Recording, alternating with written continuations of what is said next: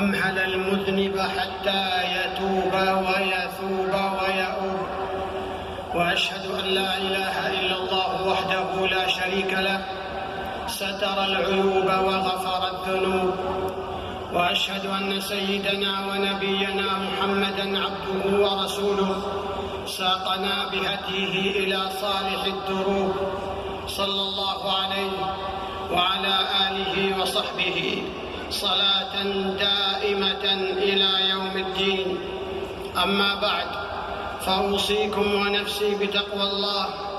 قال الله تعالى: يا أيها الذين آمنوا اتقوا الله حق تقاته ولا تموتن إلا وأنتم مسلمون. في القرآن الكريم قصص تحمل العبر والعظات، وقد قص الله علينا قصة الخلق الأول آدم عليه السلام وزوجه حواء. تلك القصة التي تجسد فيها الصراع مع الشيطان، هذا الصراع الذي تنام ومضت سنة الله أن يبقى ما بقي بنو آدم وعدوهم إبليس حتى يرث الله الأرض ومن عليها. تكرر ذكر هذه القصة في مواضع عدة من القرآن لما اشتملت عليه من مقاصد جليلة وعظات بليغة. قال الله تعالى: ويا آدم اسكن أنت وزوجك الجنة فكلا من حيث شئتما ولا تقربا هذه الشجرة فتكونا من الظالمين. فوسوس لهما الشيطان ليبدي لهما ما وري عنهما من سوآتهما، وقال: ما نهاكما ربكما عن هذه الشجرة إلا أن تكونا ملكين أو تكونا من الخالدين.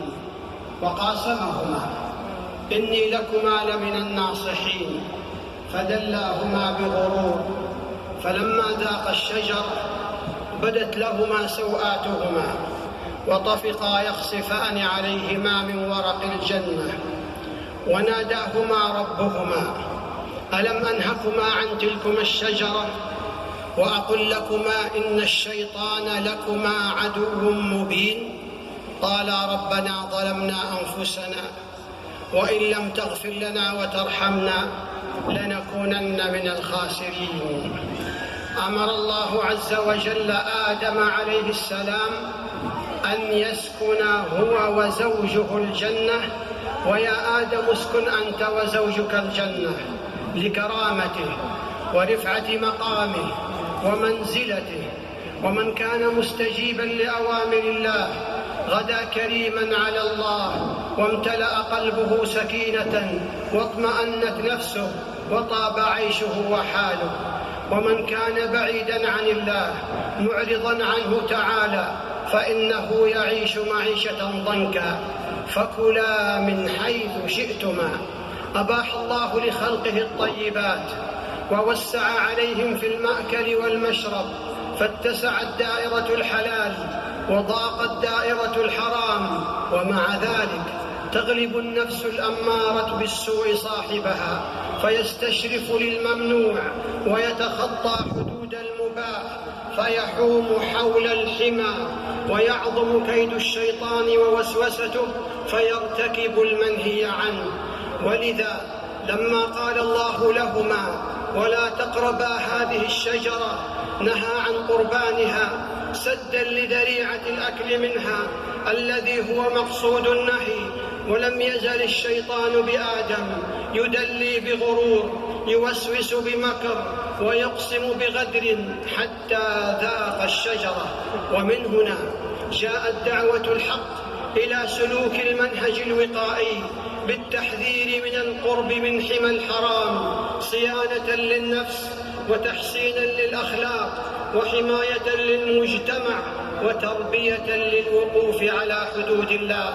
وما وقع من وقع في الشرك إلا بالاقتراب من وسائله التي نهي عنها، وما وقع من وقع في البدعة إلا بتساهله في الجلوس إلى أهل البدع ومطالعة كتبهم والركون إليهم وما استمرأ أحد الكبائر إلا بوقوعه في الصغائر وإصراره عليها، وما التقنية الحديثة إلا وسيلة يتوصل بها إلى المقصود، شريفا كان أم وضيعا، فيوشك من يحوم حول الحمى ويخلو بها ويقارفها أن تذهب بصلاته وأخلاقه ووقته، وتتبدل المعصية بالطاعة ووحشة القلب بالأنس بالله.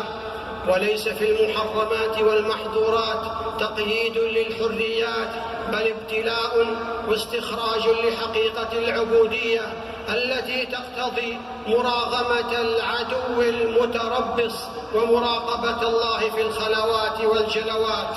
وعلمتنا الآيات أن من اقترب مما نهى الله عنه فضلا عن ارتكاب المقصود بالنهي فهو ظالم لنفسه، وقد يظلم المرء نفسه بالوقوع في الشبهات المفضية إلى المحرمات في المطعم والمشرب والملبس، وفي حقوق الوالدين والأرحام، وفي الأموال والمعاملات، وما يشوبها من ربا وغش واختلاس ونحوه.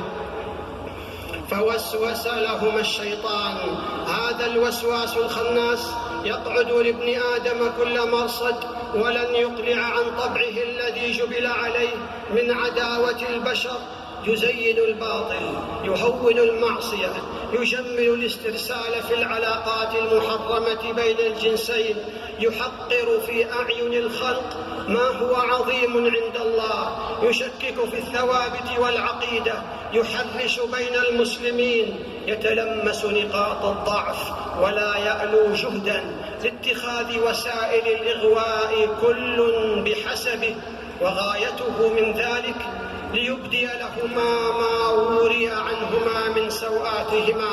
فالمعصية تنتهك ستر ما بين الله وعبده، وإذا ذهب الستر انكشفت السوءة، وهذه الخطوة الأولى التي تسهل لما بعدها من النظر المحرم، ثم الفاحشة، ثم الفوضى الخلقية. وقد بلغ الشيطان مبلغه حين زرع في ذهن أقوام أن كشف العورات وخاصة من النساء تحضر وتقدمية، وما عدا ذلك تخلف ورجعية. قال الله تعالى: إن الشيطان لكم عدو فاتخذوه عدوا. وأخطر الوسوسة حين تظهر في صورة النصيحة: وقاسمهما إني لكما لمن الناصحين، حلف لهما ليخدعهما، ولعلمه بهما أنهما ما كانا يظنان أن أحدا يجرؤ على الحلف بالله كاذبا، ويزداد الأمر سوءا وخطورة حين يظهر العدو في صورة صديق، والماكر في صورة مشفق، والمحتال في صورة متعاون. فدلاهما بغرور، وما زال يخدع ويتحرى التلبيس بزخرف القول وتزيين الباطل. وفي هذا التعبير إشارة إلى أنه يريد التوصل إلى الحط من مكانتهم التي أكرمهم الله بها، ليجعل منهم عصاة غاوين مبعدين عن رحمة الله فيصيبهم ما أصابه. فماذا ترتب على هذه المخالفة بالأكل من الشجرة؟ فلما ذاقا الشجرة بدت لهما سوآتهما وطفقا يخصفان عليهما من ورق الجنة. هذه نتيجة المخالفة، وقوع المرء في الخزي بعد الرفعة، وفي الذل بعد العزة، وفي الوحشة بعد الأنس.